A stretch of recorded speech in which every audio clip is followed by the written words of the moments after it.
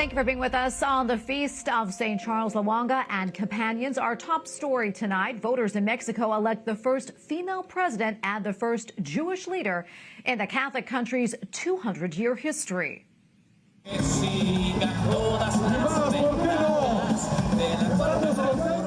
Claudia Sheinbaum, the candidate for the ruling Morena party that was supported by the current president of Mexico, was announced the winner of the 2024 election on Sunday night with an overwhelming majority in what promised to be a historic election with two strong female candidates in the lead. The Mexican bishops encouraged voters to participate on Sunday as record levels of violence throughout the campaign season made many fearful of going to the polls. But questions are mounting about the country's first female leader and her ties to the existing party, her secular outlook, and support for abortion, and how that will work while governing a country that is three-quarters Catholic. For analysis, we turn now to Jason Poblete, co-founder of the Global Liberty Alliance. Jason, always good to be with you. So what can you tell us about Claudia Sheinbaum's record as a leader, and what other significant positions has she held in Mexico? Tracy, thank you for having us, and thank you for focusing on Mexico. I think this issue is much more pressing for Americans than what's happening even in Ukraine or in the Middle East. Mexico is our largest trade partner now. That's a good thing. We want to grow trade with Mexico. In fact, there was a trade agreement that former President Trump signed with the current president of Mexico. But there's a lot of work that has to happen to get us to that real comfortable phase where there's security, where there's trust between both countries. And right now, yes, people are spinning this as a historic win, but I'm more concerned about her record. She's been in the shadows of AMLO for a long time. She is a hard left official. Will she have her own personality, or will she be governing under the thumb of the ruling party? And to give you some context about what's happened, these elections were pretty significant for the left in Mexico. Not only did they win the presidency, but they met their longtime goal of controlling possibly the entire legislature. So what are they going to do with that? Are they going to change their constitution as they've been promising to do, that will then put the Supreme Court, which was one of the few good checks we had in Mexico, on power, on authoritarian rule, and make those post-elected?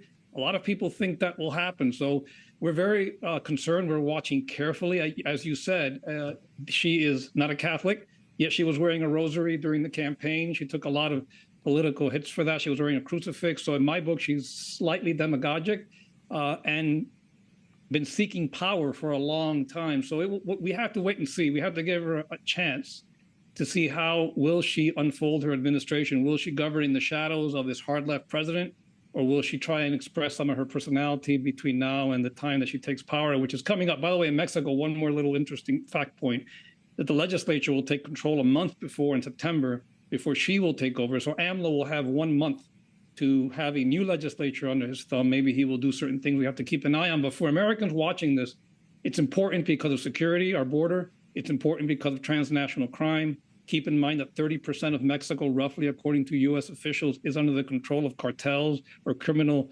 elements. So it's a lot happened there. We're going to have to watch to see how she projects herself in this important position in Mexico.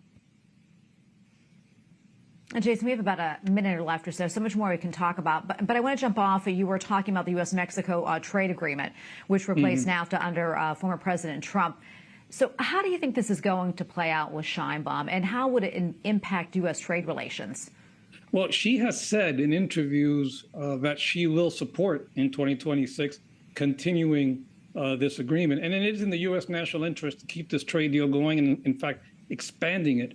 Remember, problems in these countries, if we don't attack them at the root, and that means with free enterprise, with private property, rule of law, become problems at our border. We talked about that before on your show about Nicaragua, Guatemala, Central America. We've seen in El Salvador, when President Bukele has taken a tough stance on crime, immigration, illegal immigration eventually will curb and will slow. So we have to work together to build markets. It's important. The Mexican people are great people. They're a Catholic nation. It's going to be interesting to see how this translates into effective policy. She has not been tested at that level yet. So it's one thing to say certain things on the campaign trail. It's quite another to govern. And we have to see if this centralization of power, because that's very important to watch. They're trying to consolidate power under one central government. And that, I don't want to minimize it. These folks have a tendency to push leftist agenda. So I'm also concerned about religious freedom. So we do have to focus on that as well. But ultimately, yes, those trade deals are very important, and we have to continue them. She has said she wants to continue them, but we have to wait and see when she's in office. Well, Jason, thank you so much for weighing in. Always appreciate your analysis. God bless. Thank you for having us, Tracy. God bless.